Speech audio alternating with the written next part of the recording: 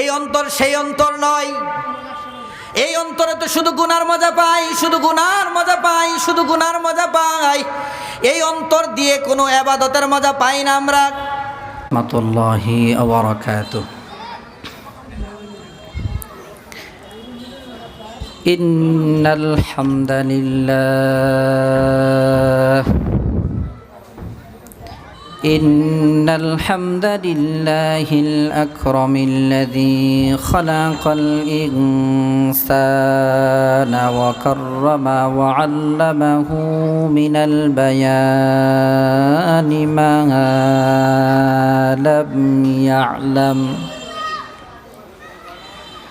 فسبحان الذي لا يحصى امتنانه باللسان ولا بالقلم نشهد أن لا إله إلا الله وحده لا شريك له ونشهد أن سيدنا وسندنا وحبيبنا وحبيب ربنا وطبيبنا وطبيب قلوبنا ومرشدنا ومولانا محمدا عبد الله ورسوله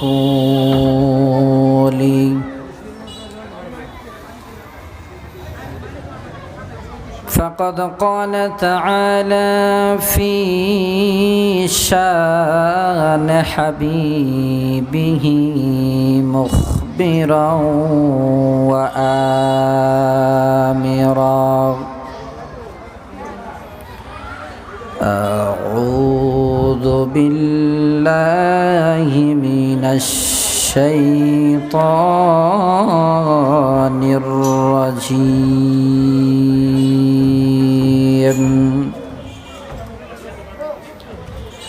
بسم الله الرحمن الرحيم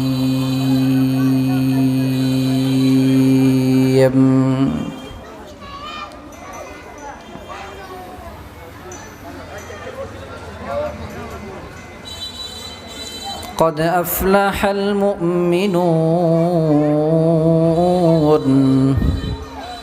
الذين هم في صلاتهم خاشعون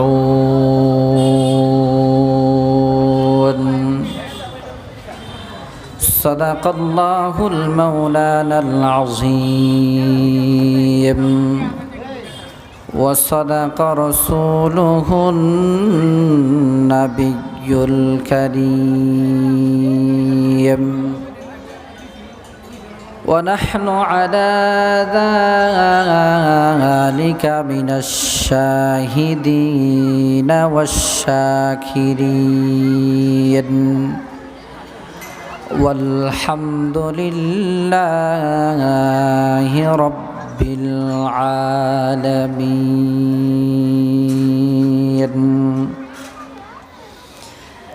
قال رسول الله صلى الله عليه وسلم مفتاح الجنة الصلاة أو كما قال عليه الصلاة والسلام. إن الله وملائكته يصلون على النبي يا أيها الذين آمنوا صلوا عليه وسلموا تسليما সকলে দিল খুলে নামাজের দরুদ শরীফ পড়ি اللهم صل على محمد وعلى آل محمد كما صليت على إبراهيم وعلى آل إبراهيم إنك حميد مجيد اللهم بارك على محمد وعلى آل محمد كما باركت على إبراهيم وعلى آل إبراهيم إنك حميد مجيد الحمد لله বাংলাদেশের ঐতিহ্যবাহী জেলা কিশোরগঞ্জ থানাধীন মুজাহিদ কমিটির উদ্যোগে আজকের এই সমাবেশের মজলিসের সম্মানিত পরম শ্রদ্ধাভাজন সভাপতি, আজকের মাহফিলের প্রধান অতিথি, বাংলার 18 কোটি মানুষের হৃদয়ের স্পন্দন,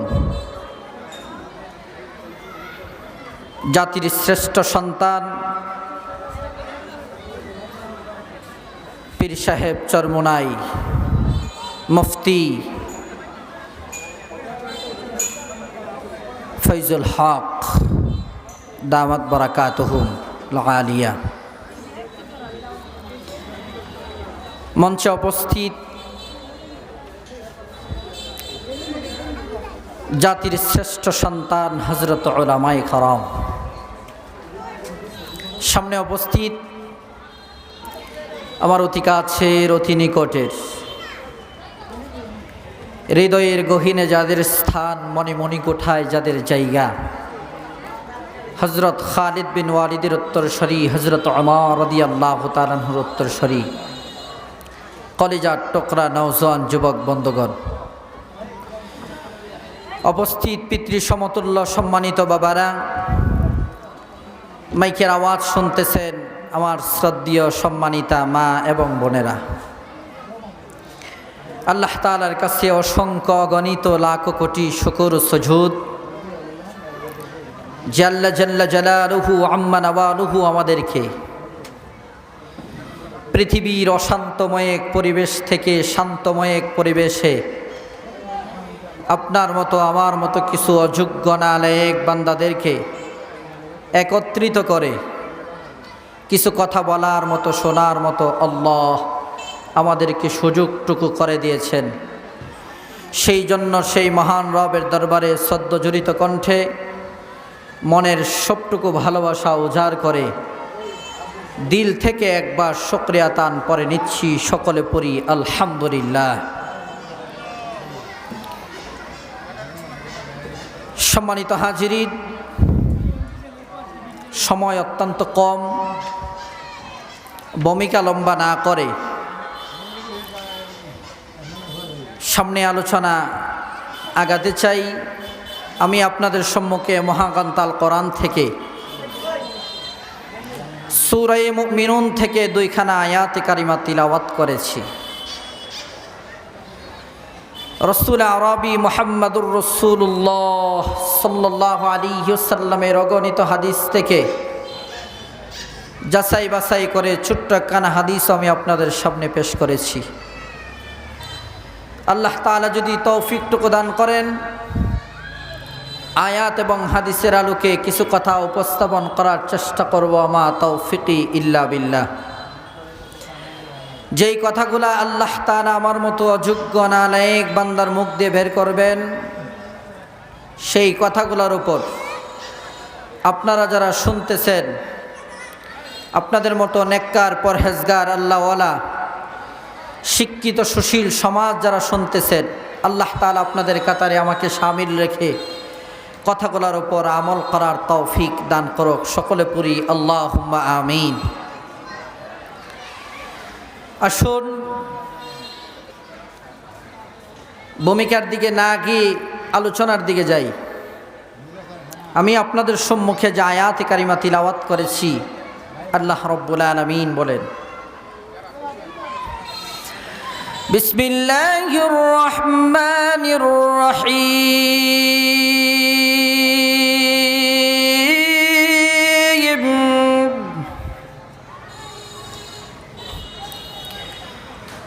قد أفلح المؤمنون الذين هم في صلاتهم خاشعون।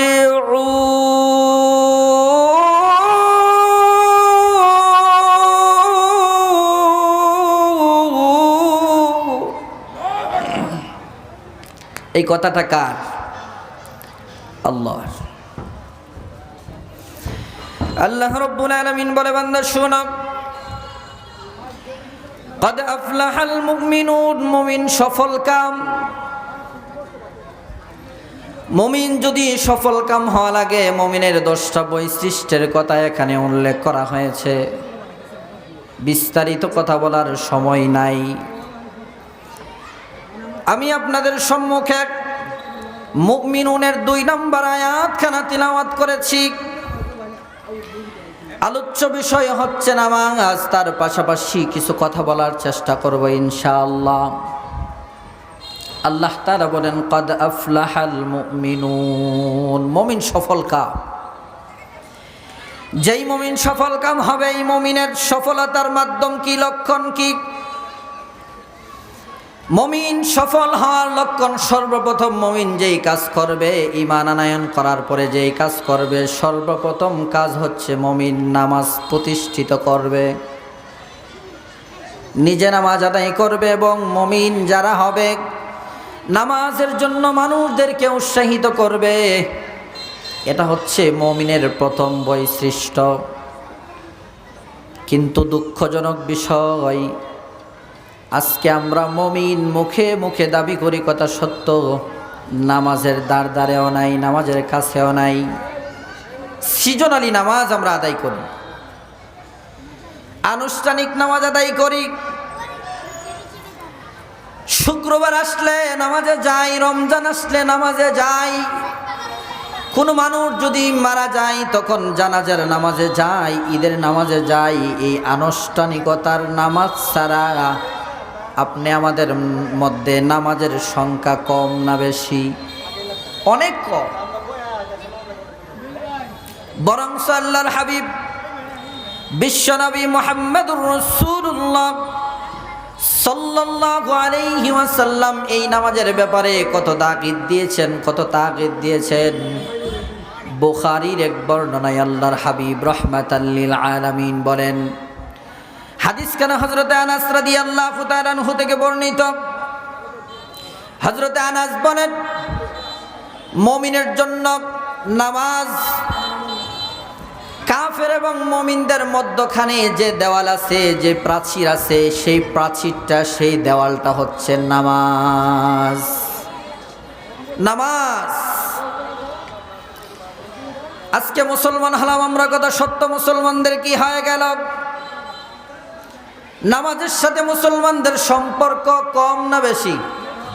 অনেক কম। শুধু কম নয়, অনেক কম।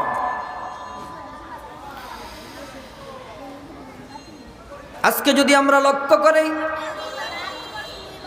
হিন্দু যেইভাবে চলাফেরা করে, আজকে মুসলমানদের সন্তানরাও হিন্দুর দেখা দেখি, হিন্দুর মতো কালচার তারা ঢুকিয়ে নিয়েছে। হিন্দু নামাজ পড়ে না, মুসলমান হওয়ার পরে মুসলমান নামাজ আদায় করে না। হিন্দুর মধ্যে আমার মধ্যে কি পার্থক্য? নিকৃষ্টতম অবস্থা হয়ে গেছে মুসলমানদের আজকে।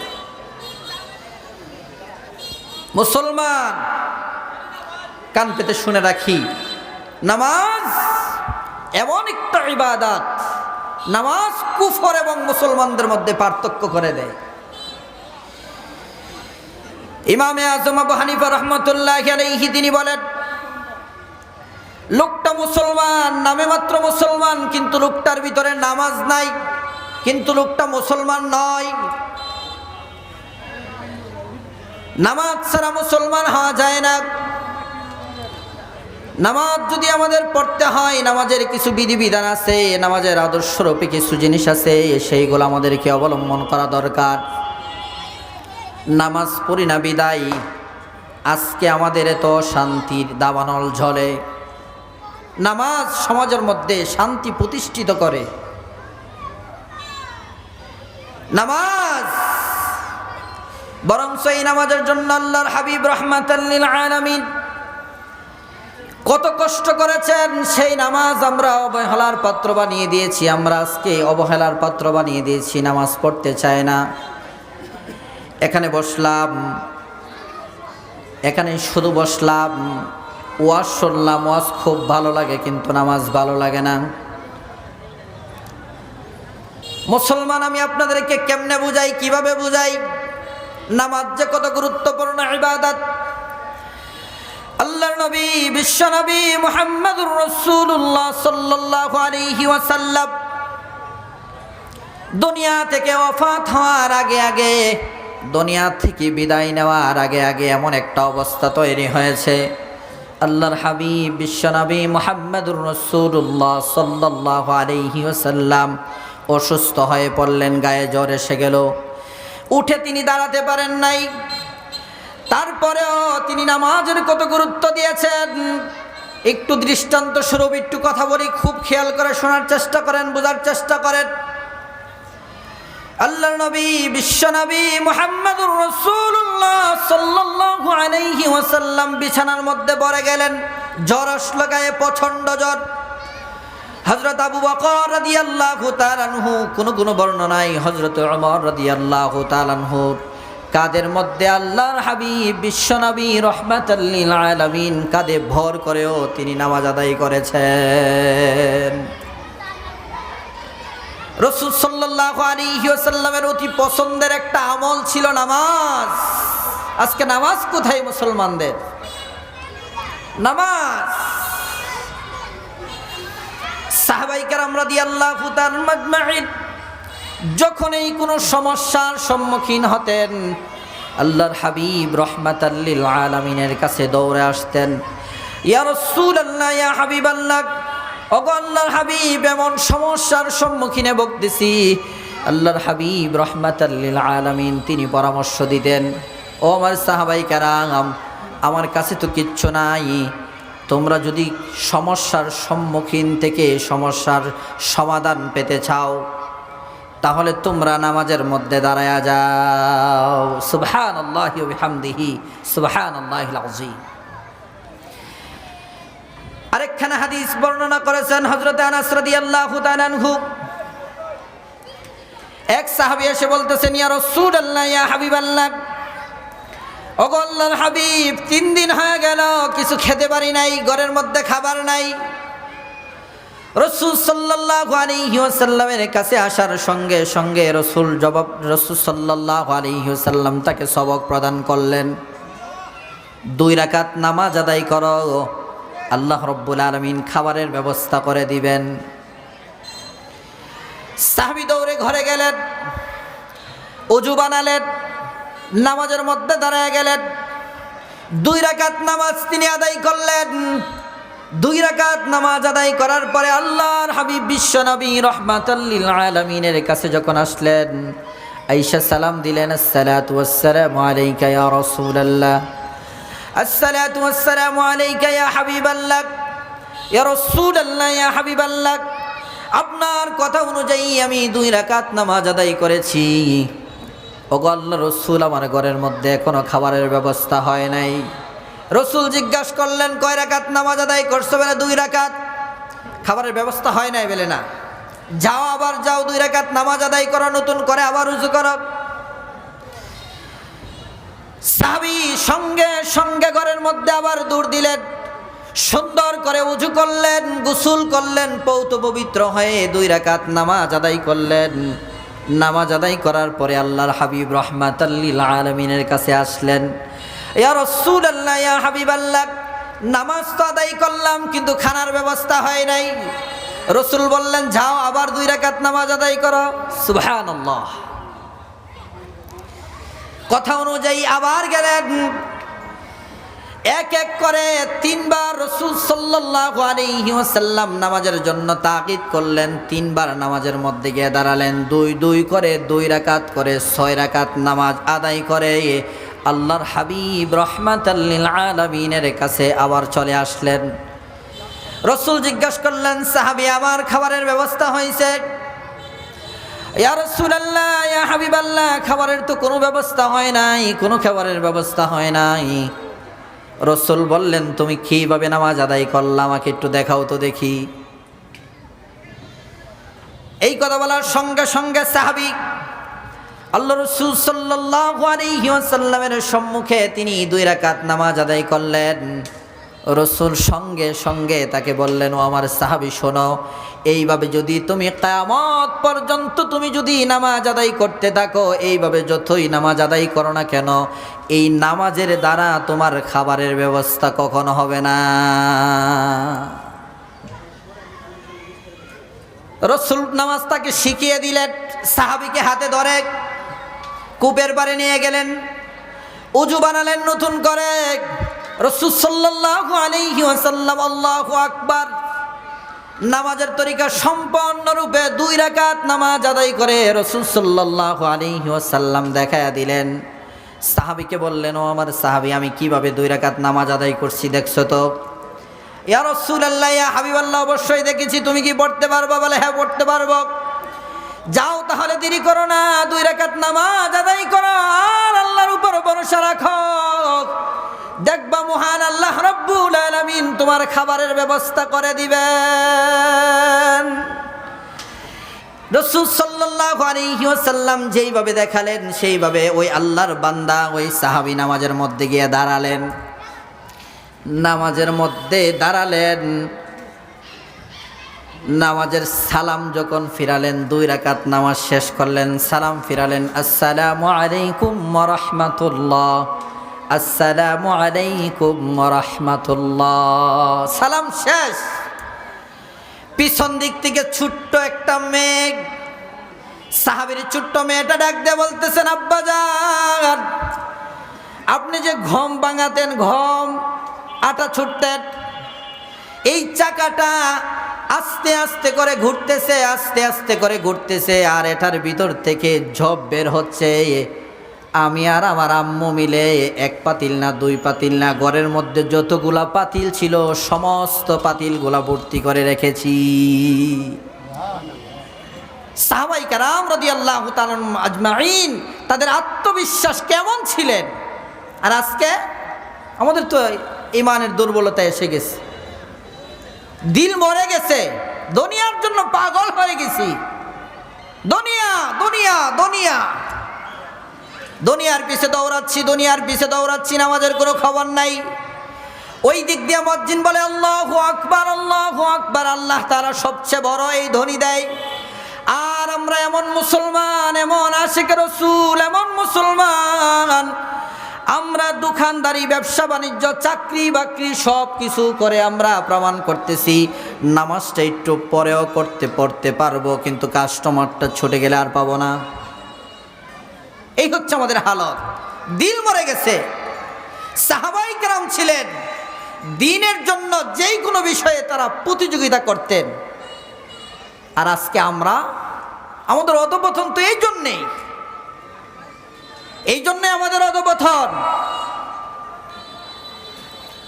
যতই আমরা নামাজ থেকে দূরে সরব, কোরআন থেকে যত দূরে সরব, ততই আমাদের উপর আযাব গজব আসবেই আসবে। কারণ এই আযাব গজব আমাদের হাতের কামাই, আমাদের হাতের কামাই।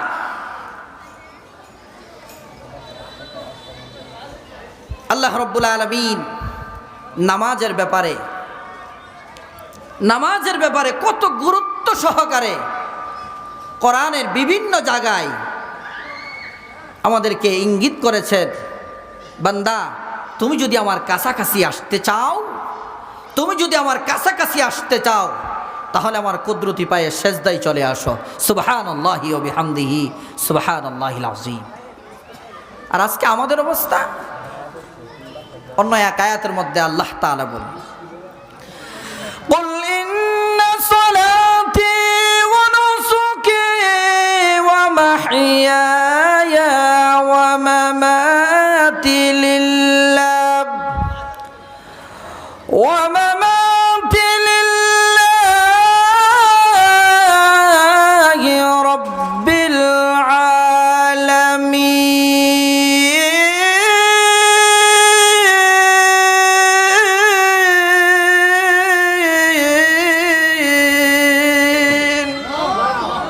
কুল ইন্না সালাত ওয়া নুসুকি ওয়া মাহইয়ায়া ওয়া মামাতি লিল্লাহ। তোমার সালাত, তোমার কুরবানি, ইবনে কাসির রহমাতুল্লাহি আলাইহি তার তাফসীরের ভিতরে লেখেন, শুধু নামাজ নয়, তোমার ব্যবসা বাণিজ্য যা কিছু আছে, তোমার ওঠা বসা চলাফেরা, খেত কামার, তোমার দুনিয়া আখিরাত, নামাজ কুরবানি যত রকমের যা কিছু আছে সব কিছু হবে একজনের সন্তুষ্টির জন্য। তিনি কে? আল্লাহ। আর আজকে ব্যবসা করি সন্তানের সন্তুষ্টির জন্য, ব্যবসা করি সন্তানের ভবিষ্যতের জন্য, ব্যবসা করি স্ত্রীকে বরণ পোষণ সুন্দরভাবে সাজায়া গুজায়া মার্কেটে ছাড়ার জন্য, ব্যবসা করি দুনিয়ার জন্য।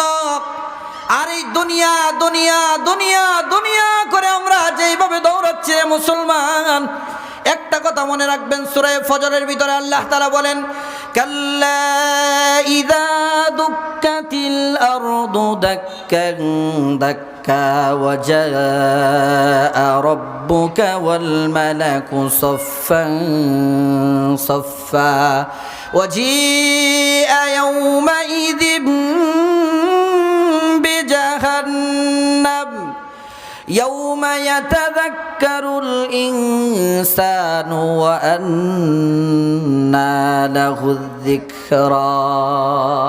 দুনিয়া, আজকে দুনিয়ার প্রতি আমাদের এমন মায়া মহব্বত হয়ে গেছে, দুনিয়া আমাদেরকে ছাড়ে না, আমরা দুনিয়াকে ছাড়ি না। দুনিয়ার প্রতি আমাদের একটা লোভ লালসা, একটা ভালোবাসা জন্মাইছে। এই জন্য দুনিয়াও আমাদেরকে গ্রাস করেছে, আমরাও দুনিয়াকে গ্রাস করেছি, চাদরের মতো জড়ায়া ধরছি। কিন্তু মুসলমান একটা কথা মনে রাখবেন, এইভাবে যদি দুনিয়া দুনিয়া দুনিয়া দুনিয়া করে এই হায়াত নামের দৌলতটা যদি দুনিয়ার পিছে ব্যয় করে দেয়, তাহলে কাল কিয়ামতের ময়দানে, হাসরের ময়দানে আল্লাহ তাআলা কুকুরের চাইতে আরো নিকৃষ্ট বানায়া হাসরের ময়দানে উঠাবেন।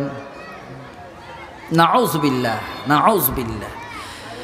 আল্লাহ তাআলা বলেন, উলাইকা কাল আনআমি বাল হুম আদাল ওয়া উলাইকা হুমুল গাফিলুন। গাফেলরা কোথায়? যারা নামাজের খোঁজ খবর রাখে নাই, দ্বীনের খোঁজ খবর রাখে নাই, আল্লাহর খোঁজ খবর রাখে নাই, রাসূলের খোঁজ খবর রাখে নাই, নিজের জান্নাতের খোঁজ খবর রাখে নাই, জাহান্নাম থেকে বাঁচার খোঁজ খবর রাখে নাই, ওই সমস্ত পশুগুলা কোথায়?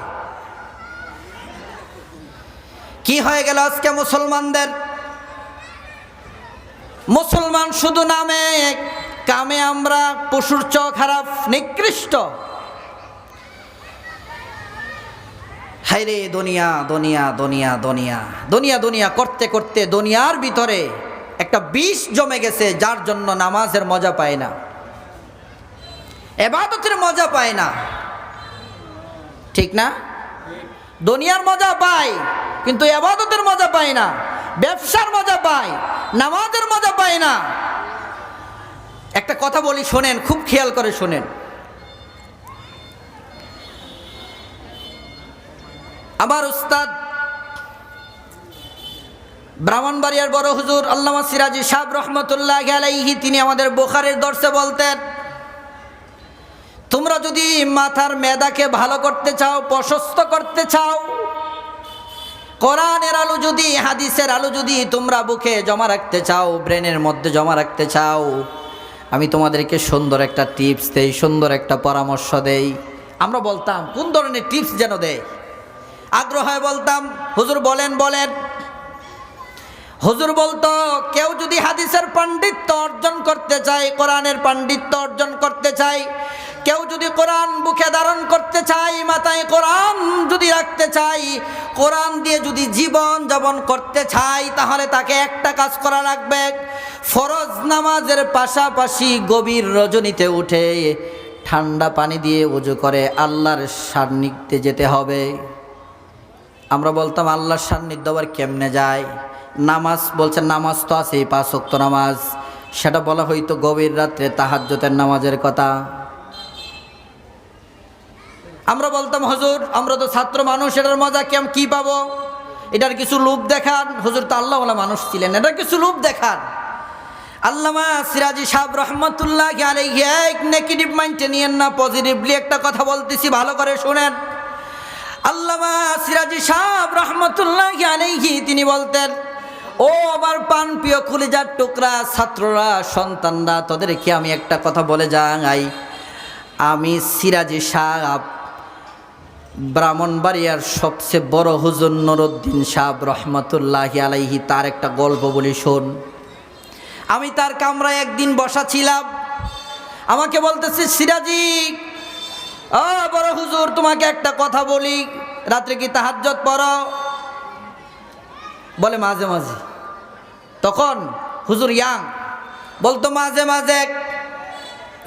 মুফতি নুরুল্লাহ সাহেব রহমতুল্লাহি আলাইহি তার কথা বলতে তিনি বলতেন, আমি একদিন হুজুরের কামরায় বসা ছিলাম, ডাক দে বলতে সিরাজি তোকে একটা কথা বলি শুন, এত দামি কথা আমি যদি দুনিয়া থেকে চলে যাই মনে হয় আর পাবি না। আল্লাহু আকবার, এত দামি কথা আর পাবি না। সিরাজিকে ডাক দিয়ে বলতেন, এইভাবে বলতেন, এ বড় হুজুর সিরাজি শুন, 2 রাকাত তাহাজ্জুদের মধ্যে যেই মজা